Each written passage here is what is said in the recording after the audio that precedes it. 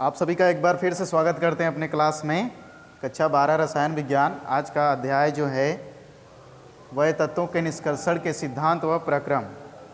इसमें हम जानेंगे कि जो तत्व होते हैं उसको किस प्रकार से उनका निष्कर्षण होगा। निष्कर्षण का मतलब उनको निकालेंगे। तो यहाँ पे तत्वों का मतलब हम बात करेंगे धातुओं की। जो धातु होते हैं उसको किस प्रकार से हम निकालेंगे, उसके लिए क्या नियम है, क्या सिद्धांत हैं और उसके लिए क्या क्या प्रक्रिया है, उन सब के बारे में हम यहाँ बात करेंगे। तो सबसे पहले हम 1 बाय 1 टॉपिक करके इस पर डिस्कस करते हैं जो हमारे सिलेबस के अनुसार है। नंबर 1 पे पहला टॉपिक हम बात करेंगे धातुओं की जो प्राप्ति है। ठीक है, तो जो प्रकृति में होती हैं धातुएं वह मुख्य रूप से 2 रूपों में पाई जाती हैं। नंबर 1 होता है मुक्त अवस्था में, और नंबर 2 होता है संयुक्त अवस्था में। ठीक है, जो धातुएं होती हैं प्रकृति में 2 रूपों में पाई जाती हैं, मुक्त अवस्था और संयुक्त अवस्था। मुक्त अवस्था में वे धातुएं पाई जाएंगी जो कम क्रियाशील होती हैं। ठीक है, मतलब वे धातुएं जो कम क्रियाशील होती हैं वह मुक्त अवस्था में पाई जाती हैं। जैसे में आपने ECS पढ़ा होगा, सबसे नीचे जो ECS में होंगे वह सब क्या होते हैं, बहुत कम क्रियाशील होते हैं। जैसे सोना हो गया, चांदी हो गया, प्लेटिनम हो गया, ये सब क्या होते हैं, कम क्रियाशील होते हैं। ये जो पाए जाएंगे वह मुक्त अवस्था में पाए जाते हैं। नंबर 2 पे आता है संयुक्त अवस्था में। जो धातुएं ECS में, आप ECS को पढ़ लिए हैं, ECS मतलब विद्युत रासायनिक श्रेणी।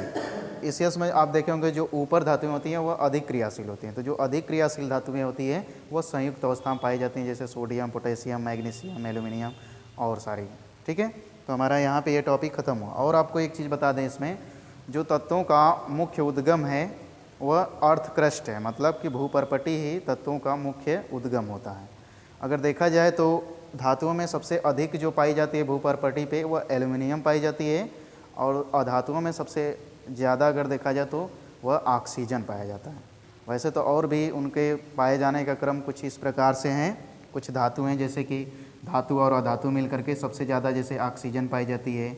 उसके बाद दूसरा नंबर पे सिलिकॉन आता है, फिर तीसरा नंबर पे एल्युमिनियम आता है, चौथे नंबर पे आयरन आता है, फिर यहाँ पे सोडियम आता है, फिर पोटेशियम आता है, फिर मैग्नीशियम आता है, फिर हाइड्रोजन होता है। यानी कि अर्थ क्रस्ट की बात किया जाए भूपर्पटी की तो सबसे कम मात्रा में क्या पाई जाती है, हाइड्रोजन गैस पाई जाती है। सबसे अधिक कौन सी गैस पाई जाएगी, ऑक्सीजन। अगर धातु की बात किया जाए तो सबसे अधिक एल्युमिनियम, इसके बाद लोहा पाई जाती है। ठीक है, तो ये हमारा हो गया। आपको एक चीज़ और बता दें कि कुछ ऐसी धातुएँ होती हैं जो मुक्त और संयुक्त दोनों अवस्था में पाई जाती है, जैसे कापर हो गया, सिल्वर हो गया, आयरन हो गया। ये सब क्या होती है, मुक्त और संयुक्त दोनों अवस्था में पाई जाती हैं। ठीक है, अब बात कर लेते हैं हम कि भाई धातु कहाँ से पाई जाती हैं। ठीक है, तो देखिए आगे हमारा नेक्स्ट टॉपिक है, इस पे 60 नोट पूछा जाता है, खनिज। खनिज क्या होता है, मिनरल्स जिसको बोलते हैं। जो खनिज होता है, जो धातुएं पृथ्वी के अंदर जिस रूप में पाई जाती हैं उसे हम खनिज कहते हैं। यानी पृथ्वी के अंदर धातुएं जिस रूप में पाई जाती हैं उसे हम खनिज कहते हैं। और खनिज जिस जगह से निकाले जाते हैं उसे हम खान कहते हैं। ये बात आपको ध्यान रखनी है कि धातुएं पृथ्वी के अंदर जिस रूप में पाई जाती हैं, जिसके साथ मिली रहती हैं, उसे हम बोलते हैं खनिज। और जहाँ से हम खनिज को निकालते हैं धरती के अंदर से, उसे हम बोलते हैं खान। ठीक है, इसके बाद बात कर लेते हैं अयस्क। अगला हमारा टॉपिक है, 1 बाय 1 करके हम टॉपिक चल रहे हैं। अयस्क क्या होता है, जिसको हम ओर्स बोलते हैं। ओर्स क्या होता है, ओर्स भी खनिज होता है, पर हम खनिज को अयस्क बोलते हैं।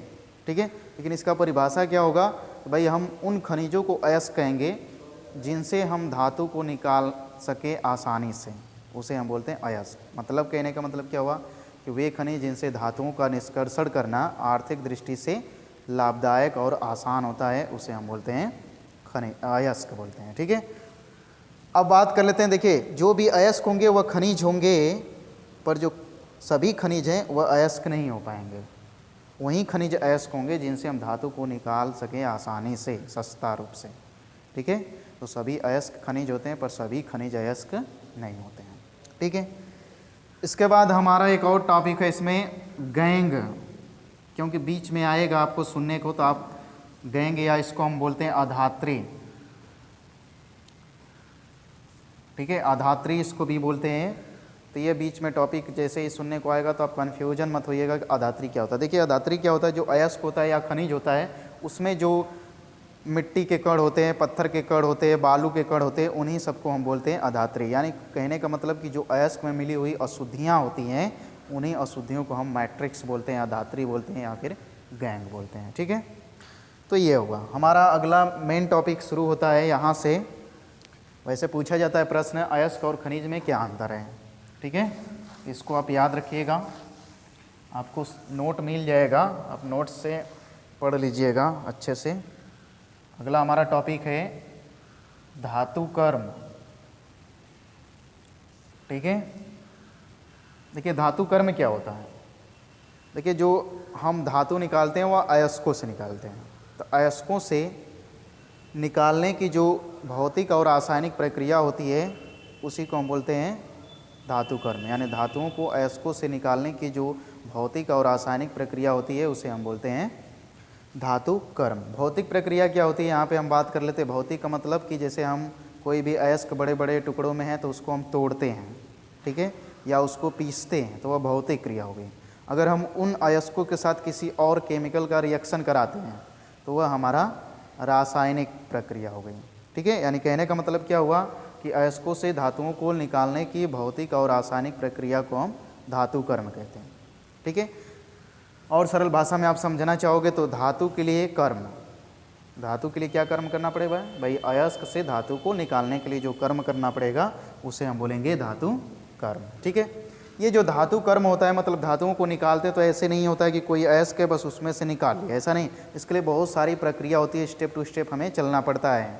ठीक है, जो स्टेप आपको हम बता रहे हैं यहाँ पे, नंबर 1 स्टेप पे आता है अयस्कों का पीसना।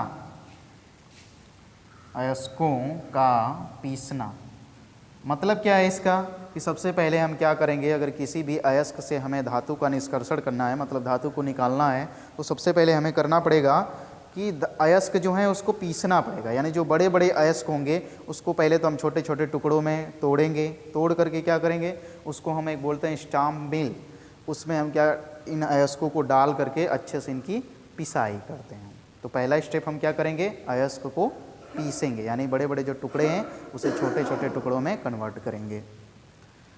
नेक्स्ट हमारा टॉपिक आता है अयस्क का सांद्रण। ठीक है, अयस्क का सांद्रण। सांद्रण का मतलब क्या होता है कि जो अयस्क होते हैं उनमें कुछ अशुद्धियाँ मिली होती हैं, जैसे मिट्टी के कण हो गए, बालू के कण हो गए, कंकर पत्थर के कण हो गए, ये सारी अशुद्धियाँ उस अयस्क में मिली होंगी। क्योंकि भाई हम पृथ्वी के अंदर से निकालेंगे तो पृथ्वी के अंदर बहुत सारी चीज़ें होती है पहले से, तो हम निकालेंगे तो उसमें मिट्टी के कण होंगे, बालू के कण होंगे, यानी अशुद्धि होगा, तो उसको हम साफ करेंगे। ठीक है, यानी कहने का मतलब क्या हुआ कि अयस्क में मिली हुई अशुद्धि को दूर करना ही क्या कहलाता है, अयस्क का सांद्रण।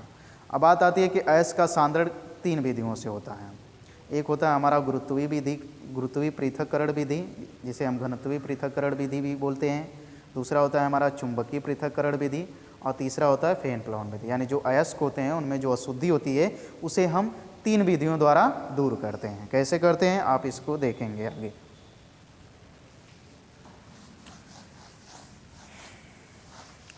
नंबर 1 पे हमारा है गुरुत्वीय, गुरुत्वीय या घनत्वीय, घनत्वीय पृथक्करण विधि, पृथक्करण विधि। इसमें क्या किया जाता है, देखो इसमें प्रायः हम भारी जो अयस्क होते हैं उनका हम सांद्रण करते हैं। जो भी अयस्क यदि भारी होंगे तो उसे हम उनका हम इस विधि द्वारा सांद्रण करेंगे, यानी कि सफाई करेंगे। इसमें क्या होता है कि जो अयस्क होते हैं प्रायः ऐसे अयस्कों का हम सांद्रण करते हैं जो धातु ऑक्साइड होते हैं, मतलब कि धातु और ऑक्सीजन से मिलकर के बने होते हैं, उनका हम सांद्रण करते हैं।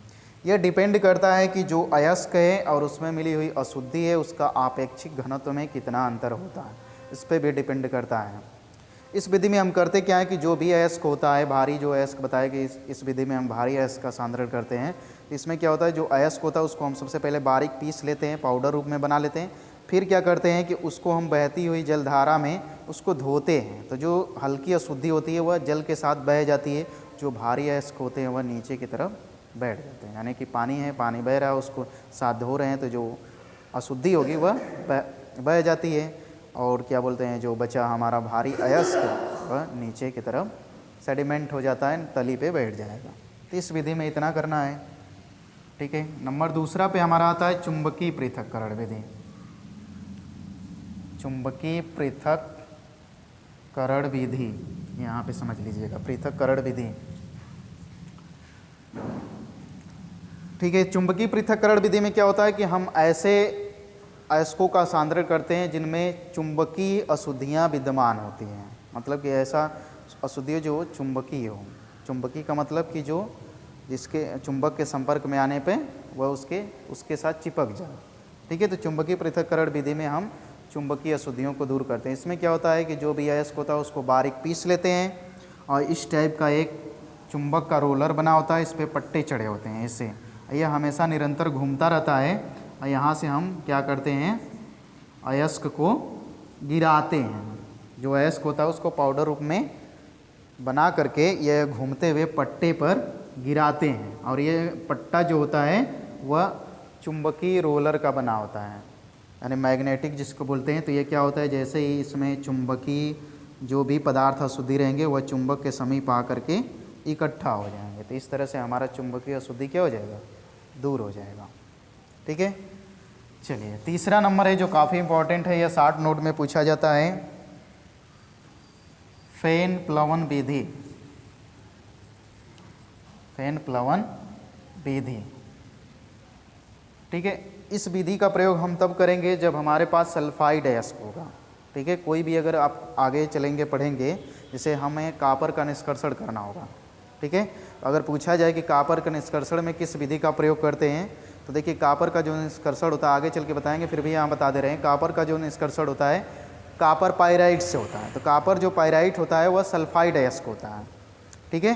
तो सल्फाइड अयस्क है तो उसका सांद्रण हम इस विधि द्वारा करेंगे, यानी फेन प्लवन विधि द्वारा। तो फेन प्लवन विधि द्वारा हम किन अयस्कों का सांद्रण करते हैं, सल्फाइड अयस्कों का, किसी का भी सल्फाइड अयस्क होना चाहिए, ठीक है। सबसे पहले क्या करते हैं कि जो भी सल्फाइड अयस्क होते हैं उसको हम बारीक पीस लेते हैं, पीस करके पाउडर रूप में बनाते हैं, उसको जल भरे एक टैंक होता है उसमें हम डाल देते हैं, ठीक है। इस टाइप की संरचना होती है, ठीक है। क्या करते हैं, सबसे पहले सल्फाइड जो अयस्क होता है उसको बारीक पीस लेते हैं और जल भरे टैंक में डाल देते हैं। सल्फाइड ओर्स बोलेंगे।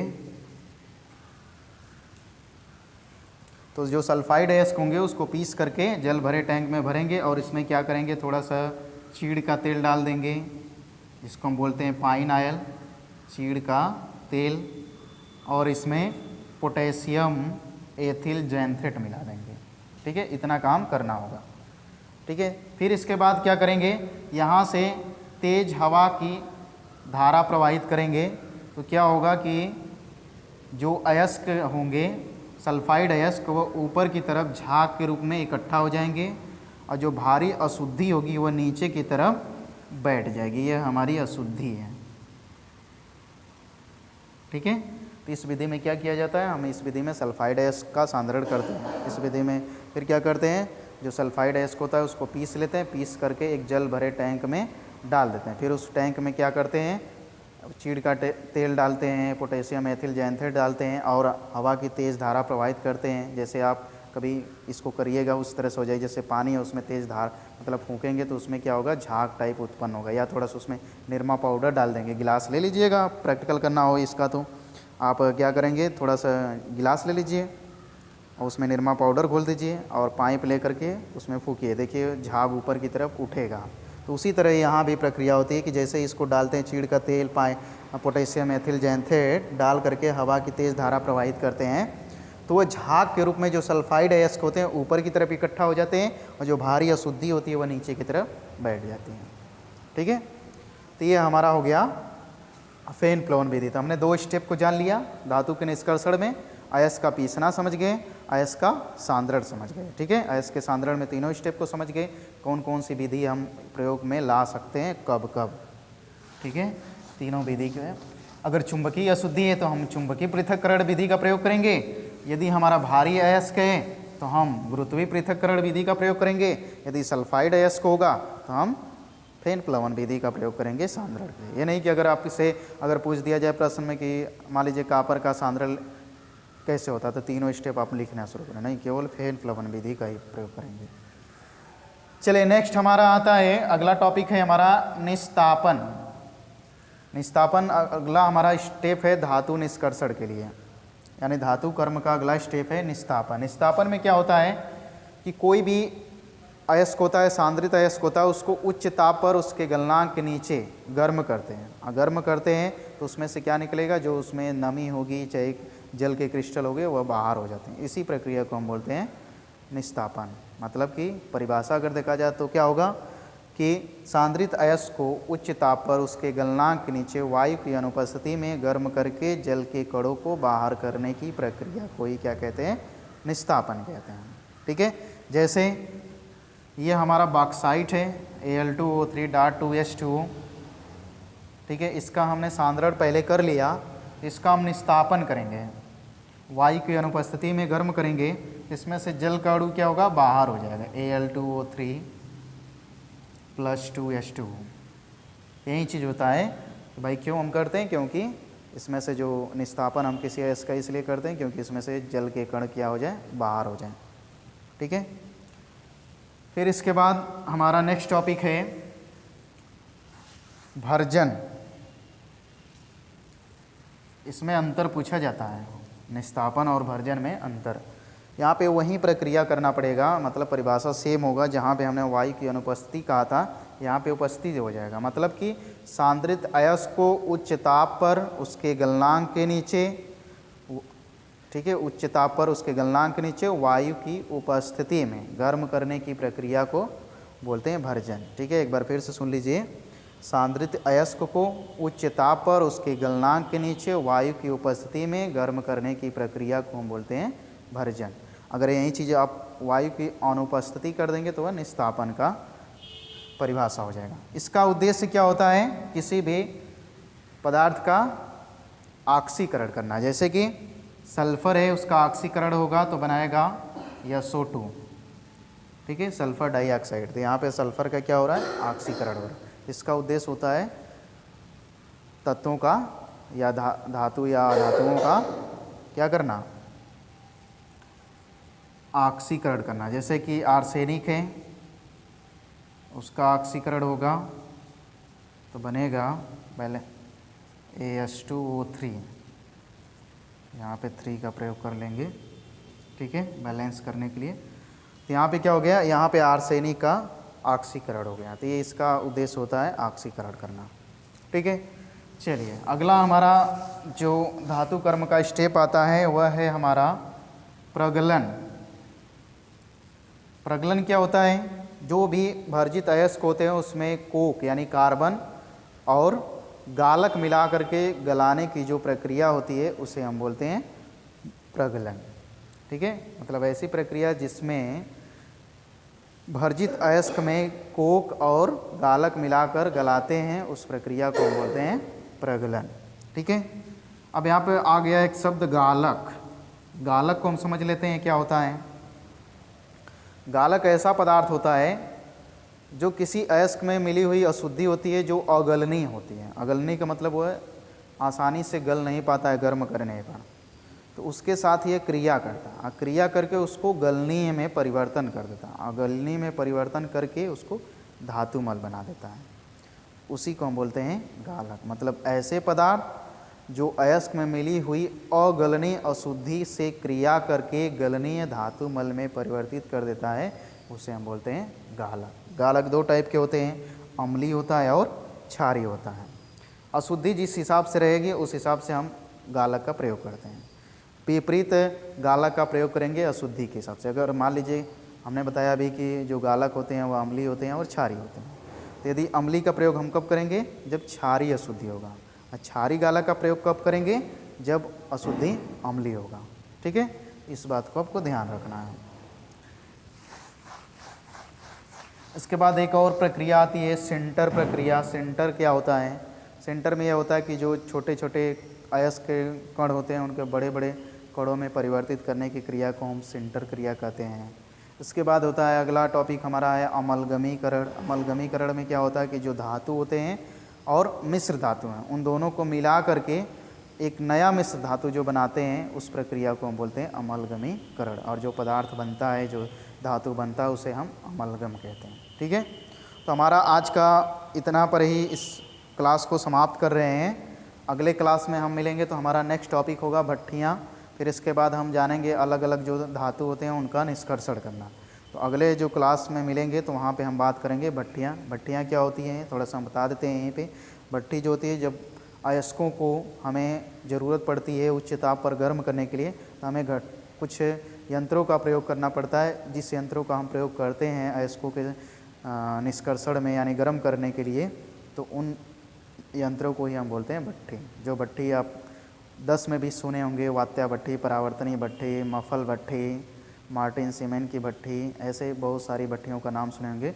उन भट्टियों के बारे में अगले क्लास में मिलेंगे तो बात करेंगे। तब तक के लिए इस क्लास को समाप्त कर रहे हैं। हमारे क्लास में आप सभी का लास्ट तक बने रहने के लिए धन्यवाद।